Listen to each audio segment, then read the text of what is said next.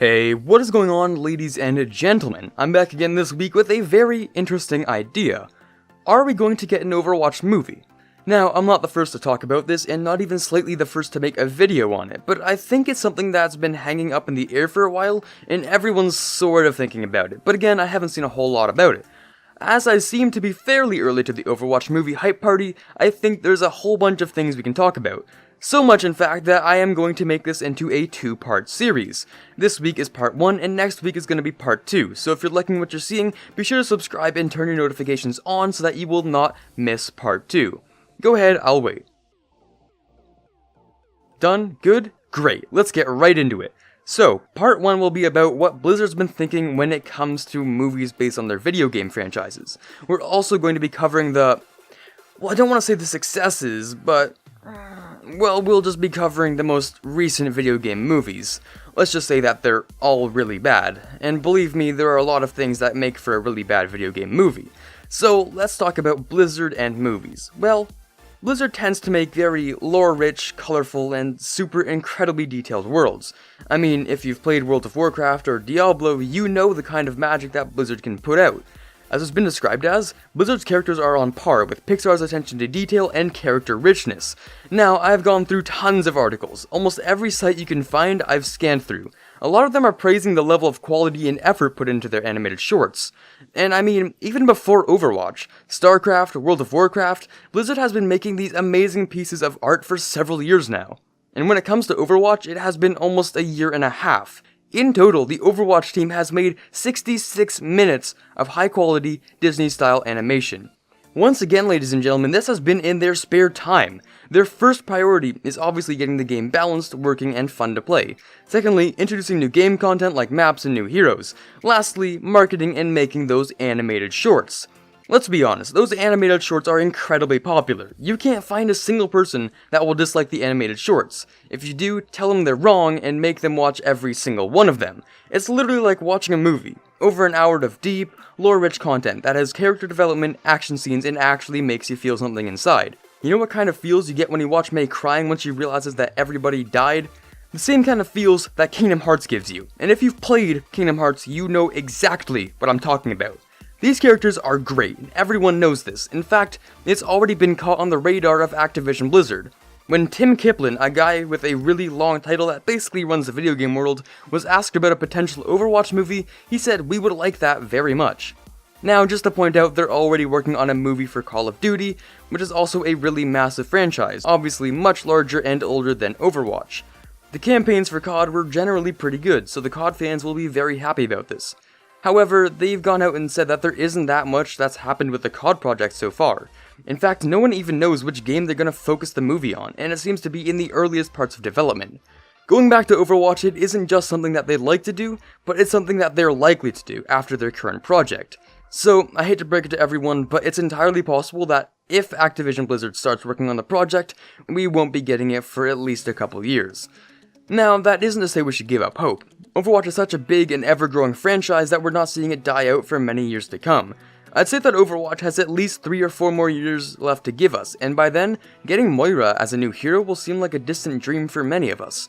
And it's completely possible that we'd be getting a different studio to work on the movie, but as Activision Blizzard is already showing interest in making it themselves, I'm assuming that they're going to be doing all the work. Now, let's take a look at 2 specific video game movies that I've been paying close attention to in the past couple years. Assassin's Creed and Warcraft. Just for the sake of a Blizzardy example, let's start with Warcraft. Now, I have not personally seen this movie myself, and obviously I am not a critic of movies. I can only rate video games accurately.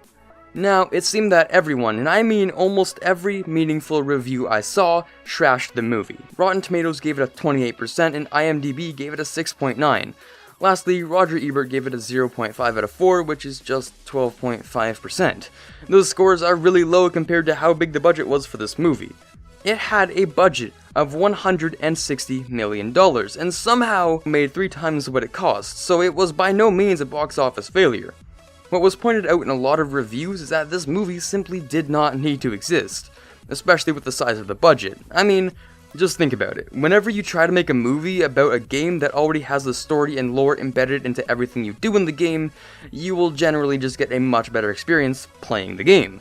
Along with that complaint, the dialogue was apparently stale, the storytelling was apparently disengaged, and the direction was overall disinterested. The problem with the movie, I think, was that they spit out a script, hired a director that I've literally never heard of, and tried to cover it up with really good and flashy animation. What's interesting is that this movie was a fantastic hit overseas in China, so Blizzard has at least that to fall back on. Seriously though, I hope nobody in China is expecting a sequel, because that's probably not going to happen. Now for Assassin's Creed. Oh boy, I have almost no idea where to get started with this one, because I actually watched it. As someone who's played almost no Assassin's Creed at all, I went into this movie with low expectations, and somehow, I was let down anyway. First of all, let's start with the fact that this movie was 2.5 hours long. Second of all, there are plenty of better things I could have been doing with this time, namely, sleeping rather than staying up later than I should have just to watch this atrocity of a movie. Again, the ratings are really bad, and most of the reviews are just straight up roasts. Again, this movie is something that didn't need to exist, especially with the budget it was given.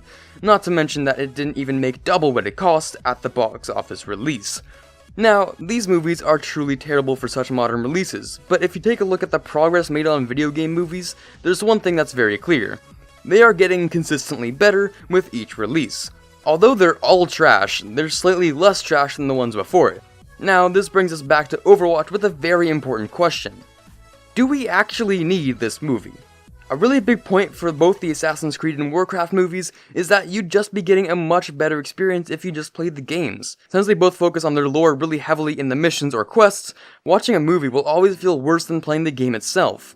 The thing is, it's obvious that an Overwatch movie cannot possibly be bad, and here's why. The style of Overwatch's gameplay. This is a first-person, team-based shooter. Your only objectives are to kill the enemy team and either hop on a point or move a payload, both of which are really basic tasks which don't give any lore away whatsoever.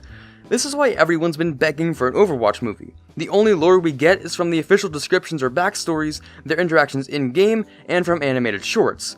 The Overwatch universe has so much room to grow and expand into new horizons because its premise is so loose and yet so delicately woven together.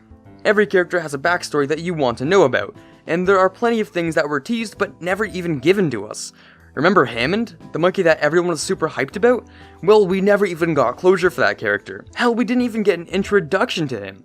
The large majority of lore for the game comes from the animated shorts and the comics, which is why we keep asking for more. Needless to say, an Overwatch movie is what everyone is asking for, and it will almost certainly be great.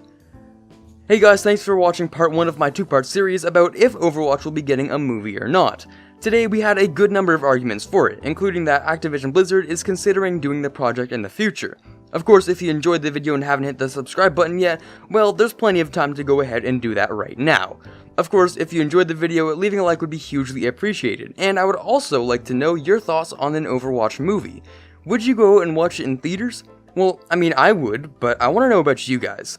Also, don't forget to click the link to my Reddit post about which hero you hate the most and why. With enough contributions, I'll put together a video of which ones you guys hated the most, and with all of that, this is Carter signing off, and as always, have a fantastic day.